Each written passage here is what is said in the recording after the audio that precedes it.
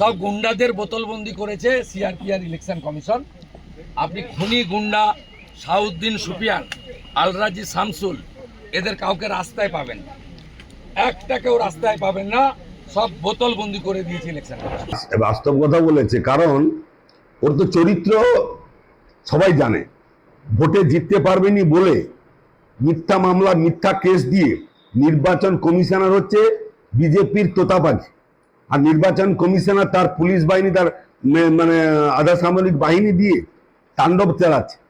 আমাদেরকে বোতলবন্দি করতে হবে না। আমি সুফিয়ান প্রেস বাইক দিচ্ছি, শুভেন্দু অধিকারী জেনে রাখো 4 তারিখে দেখা হবে। আর আজকে 23 তারিখ ভোটের ব্যালটে মানুষ ভোট দিচ্ছে। তোমার ওই দ্বিচারিতা, নোংরামি আর সাম্প্রদায়িক উস্কানি মানুষ কিন্তু ধরে ফেলেছে। তোমাকে আগামী দিনে ওই সন্ন্যাসীর মানে উত্তরই পড়তে হবে, রাজনীতি ছাড়তে হবে। তুমি যা করেছো নন্দীগ্রামের মানুষ জানে। এই তাণ্ডব লীলার কথা মানুষ ভুলবে না। আজকের মানুষ বলছে আমরা ভোট ব্যালটে জোড়া ফুলকে ভোট মারছি আর শুভেন্দু অধিকারীর মধ্যে একটা পাপিককে বিদায় দিচ্ছি।